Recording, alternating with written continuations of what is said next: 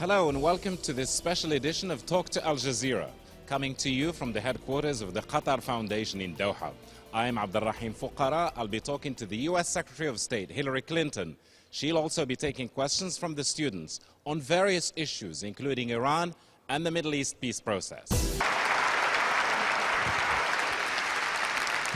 It is for me a personal privilege to be here and to see so many of the students who are part of this wonderful educational experience. I'm looking forward to our discussion today and to have a chance to share ideas, to answer questions, to explore in an educational setting some of the important matters that are being faced not only here in this country and region, but globally as well. Madam Secretary, if the criteria for judging U.S.-Muslim relations is the issue of Palestine, as millions of Arabs and Muslims seem to feel, they would say that those relations, taking that criterion into consideration, are not in very good shape right now. What say you to that? Well, first, I'm delighted to be part of this exciting interview and town hall on Al Jazeera, and thank you for participating.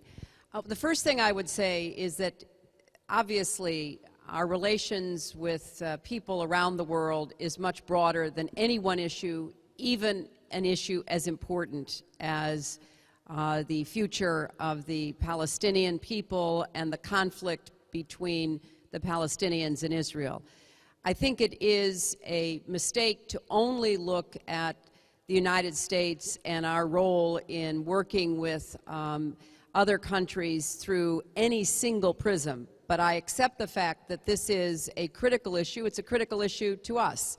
One of the very first decisions that President Obama made was that the United States would not be on the sidelines, that we would actively participate in trying to bring the parties into negotiations that would lead to a final resolution, and that it would result in a state for the people of Palestine, that they would have a chance to have their own future, fulfill their own dreams and aspirations, and that it would provide security for the people of Israel, that they too would be able to live side by side in a two-state solution.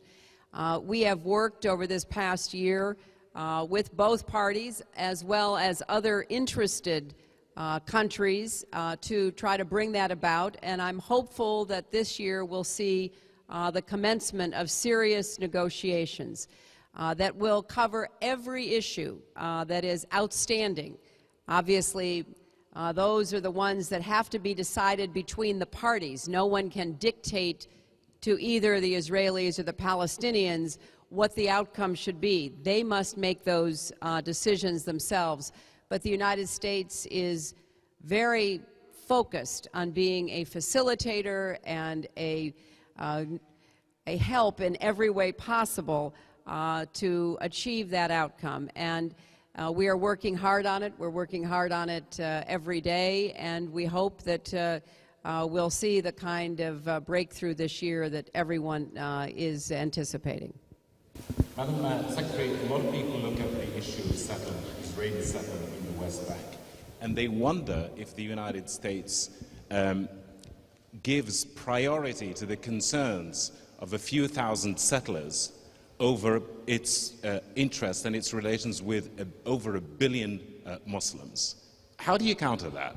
Well, the fact is that we do not. Our position is that settlement activity is illegitimate, and that the final resolution of borders has to be worked out that will give both sides, the Israelis and the Palestinians, the secure borders that they deserve to have. And both sides recognize that developments and swaps will be necessary in order to achieve the outline of the Palestinian state, but of course it will be based, as I've said many times, on the 1967 lines with the agreed swaps and taking into account the subsequent developments. Those are the very clear parameters that the United States believes that the parties should negotiate over. So that's been our position. It remains our position, and we think the best way to resolve the ongoing concerns that are reflected in the question and the feelings that so many people have is to get the parties into a negotiation facilitated by the United States and to assist them in whatever way we can to reaching a resolution on borders, on refugees, on security, on Jerusalem, that will once and for all end the conflict. My question is about the war in Iraq. So ever throughout high school and till today in my university years, I've been watching the Iraq war. People are dying, you know, bombs are going off, and there are several deaths have occurred, a lot of thousands of deaths have occurred. And sometimes I wonder if America would be in Iraq if Iraq didn't have any oil. Well, I think that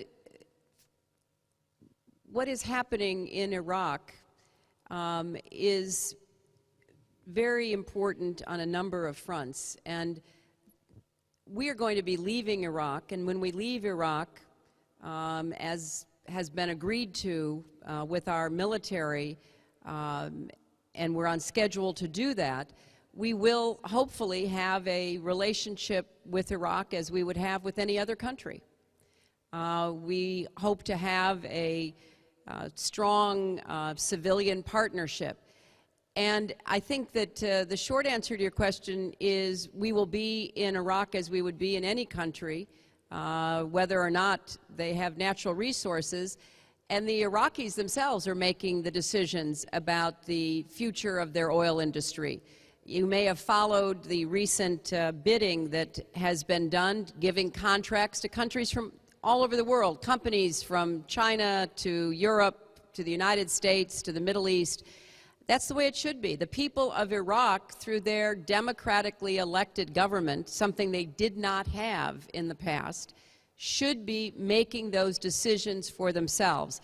That is really what the United States hopes will be the future of Iraq, that it will remain democratic, a strong democracy, a pluralistic society where every part of the country gets to participate, that there isn't any tilting of power for or against any group within Iraq, and that as part of their democratic future, the Iraqi people will have the benefits of their oil revenues. Not one group, not any individual, but the Iraqi people. And it is my hope that that becomes the reality for the Iraqis, that they benefit from their own natural resources, that they invest in education cities, that they build great healthcare facilities and housing for people. That is what we hope for them, and that is the direction that the Iraqi government seems to be headed themselves. So the United States is very pleased at the progress that Iraq is making, and the oil industry is broadly dispersed among many different companies and countries at the decision of the Iraqis themselves. That is the way it should be in our view. Hello, Madam Secretary. It's an honor to meet you.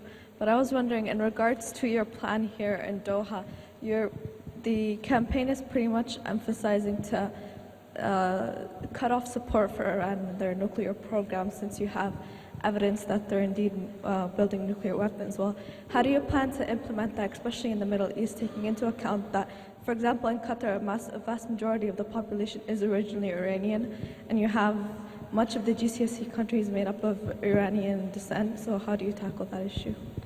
I think it's important to remember that when President Obama went into office a little over a year ago, he made it very clear that we wanted, the United States wanted, a different relationship with Iran. We've not had a very good relationship for over 30 years, and President Obama decided that it was time to try to change that, and I agreed that we wanted to reach out to the Iranian leadership and look for ways that we could begin to cooperate and have something of a more normal government-to-government, people-to-people relationship. And President Obama has reached out and has publicly and privately made it clear that we are extending a hand, but it is a two-way street to have any kind of engagement. We also believed that Iran's pursuit of nuclear weapons was very destabilizing for the entire region. People of Iranian descent may live in Qatar, but I think part of the reason why we're so focused on the nuclear threat from Iran is that it would be very destabilizing for all the countries in this region. And we believe that it is in violation of Iran's obligations under the Non-Proliferation Treaty, in violation of a number of United Nations resolutions for Iran to pursue nuclear weapons. We've made it clear, and it's on the front pages of the paper in Doha, what I said yesterday, that Iran, like any country, has a right to peaceful civil nuclear power. We drew that distinction.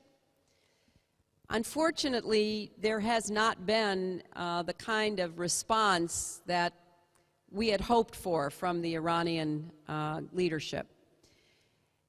And therefore, we have pursued a dual-track approach. The engagement offer is still there, but it is important for us to work with like-minded countries here in the Gulf, in the broader region, and around the world who share our concerns about Iran's nuclear ambitions. And the world community has made those concerns very clear. We have worked with Russia and Germany and France and the United Kingdom and China to continually, over the course of this past year, make clear that we did not believe that Iran should pursue nuclear weapons. So where are we today? Well, on the nuclear front, we see Iran being exposed for having a secret facility at Qom. We see Iran refusing an offer from Russia, the United States, and France to help it get the enriched uranium it needed to run something called the Tehran Research Reactor, which makes medical isotopes, something that we are willing to support Iran to do for medical purposes. We see the president of Iran ordering the nuclear program to do its own enriching and to begin to move toward the level of enrichment that certainly is troubling to us because of what it well could mean with respect to nuclear weapons. We hear a lot of very negative language coming out of Iran, and we are deeply concerned about the way Iran is treating its own people and the way that it has executed demonstrators, imprisoned hundreds and hundreds of people whose only offense was peacefully protesting the outcome of the elections.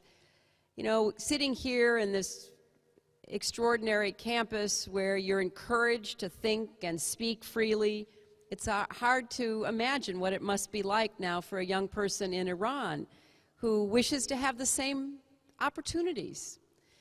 So we're still hoping that Iran will decide to forego any nuclear ambitions for a nuclear weapon and begin to respect its own people more on a daily basis, to provide the opportunities that the young students of Iran deserve to have for their future. But we cannot just keep hoping for that. We have to work to take action to try to convince the Iranian government not to pursue nuclear weapons. And so that is our policy, and that is what we are attempting to do. And we think it's very important for this region, but it's also important for the world. A lot of Arabs and Muslims look at Gaza. They look at young people in Gaza and they say, well, aren't those also worthy of an opportunity and of the U.S. working to lift the siege on Gaza so that they can enjoy that opportunity? And they're right. That's exactly how we view the situation in Gaza. We consider it a humanitarian crisis. It is something that I have worked on ever since I became Secretary of State. The United States has contributed many hundreds of millions of dollars to try to assist the people of Gaza. We have worked to encourage the lifting of the boycotts and try to get more important materials into Gaza.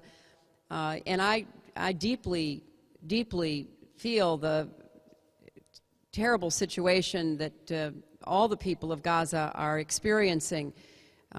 We have begun to deal with the immediate necessities of food and medical supplies, but we need houses for people to live in. We need hospitals rebuilt. We need schools that can function and provide an education. And we are continuing to push very hard for that to be realized. And we hope that once we get into the negotiations between the Israelis and the Palestinians, we will see more progress. We would also love to see Hamas renounce violence, agree to recognize Israel, and be part of that future. Because clearly we want to see a secure and stable Palestinian state that would include Gaza. And that can only happen if Hamas decides that it wishes to be part of the solution going forward. So this is a very serious humanitarian challenge that we feel very strongly about and are working to try to address.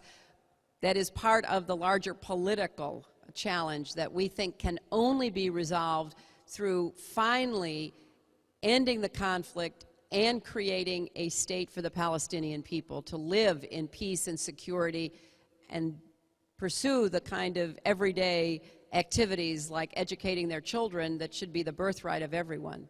Do you think, Mrs. Clinton, that after September 11th, Americans started to change the stereotypes they had about Arabs and Muslims in general and started to try to communicate with the Arab world via Mr. Obama's speeches?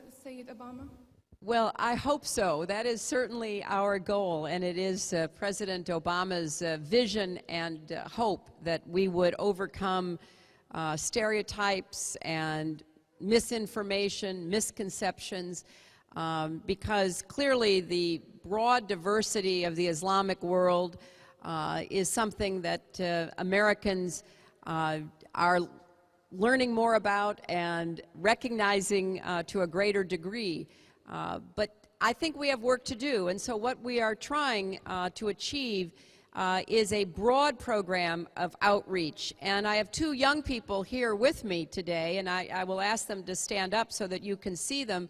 One of them is our new special envoy to the OIC, Rashad Hussein, who the President has just appointed. He's a trusted advisor to the President, works in the White House and in the State Department on behalf of this important position. The other is Farah Pandith, who is our special representative to Muslim communities, particularly young people. And Farah has been working nonstop, traveling the world, talking with and listening to young people in Muslim communities from Morocco to Malaysia. It has been a very concerted and broad outreach. So both of these young people are part of President Obama's and my outreach, because we want to have the kind of conversation we're having today. You know, we will not agree on everything. I don't know any family that agrees on everything, let alone countries that have differences in experience and cultural views and the like. But we believe it is very important to have this kind of dialogue. We're also investing hundreds of millions of dollars in more educational opportunities for Muslim students to come to the United States, because the young woman's question raises one of the challenges. After 9/11, as some of you may know, America became very focused on protecting our citizens, and made it more difficult for people to come to study and work in the United States. We're trying to, reverse that. We're also sending out science and technology envoys. We have Nobel Prize winners and other very distinguished scientists who are traveling the world, coming to countries, talking about what we can do in partnerships on science and technology. Entrepreneurship is an important area of our emphasis, and at the end of April, April 26, 27, President Obama will host an entrepreneurship summit at the White House, where we're identifying and bringing young people from across the Muslim world to be part of that networking and opportunity experience. So we're working hard on this, and we would hope that many of the Muslim communities around the world will, reciprocate by inviting American students, inviting American professors, inviting American business leaders, media personalities, because that's the kind of dialogue that we think will help to move us beyond the just very narrow focus that we've unfortunately seen too much of in the past. Madam Secretary, why did the current U.S. administration turn its back on its EU and NATO Central European allies, Poland specifically, in the context of the missile shield program, and instead chose to accommodate Russia's demands, which are more appropriate for the Cold War era, perhaps? It's a very good question, because I have the opportunity to explain our policy. They have political difficulties that we have to work out between the United States and Russia, or between Europe and Russia, but we don't see that as a kind of long-term threat, the way we unfortunately see Iran with its missile development. I think you can rest assured that we're going to have a very robust, effective missile defense system that is the variety that we think will actually meet the threats that are on the horizon. You said in your speech before the forum, the U.S. Islamic World Forum, that more pressure should be applied to Iran. And there are a lot of people sitting in the Middle East wondering, is the United States planning at any one time, whether before the withdrawal from Iraq or after the withdrawal from Iraq, planning to launch a military attack of one kind or another against Iran? No, we are planning to try to bring the world community together in applying pressure to Iran through sanctions adopted by the United Nations that will be particularly aimed at those enterprises controlled by the Revolutionary Guard, which we believe is in effect supplanting the government of Iran. I mean, that is how we see it. We see that the government of Iran, the supreme leader, the president, the parliament, is being supplanted, and that Iran is moving toward a military dictatorship. And that's why what Education City represents, and I'm sure you're aware of this, is so important, not only in Qatar, not only in this region, but far beyond. And the fact that young women and young men go to school together, study together, learn together, sends a strong message to the entire world. So that is my hope, that each young woman has a chance to fulfill her God-given potential, just as I hope the same for each young man.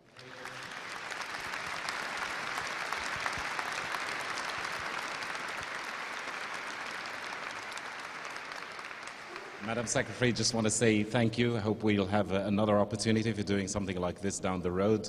And I want to thank the Qatar Foundation and everybody who's taken part in this program. Thank you. Thank you.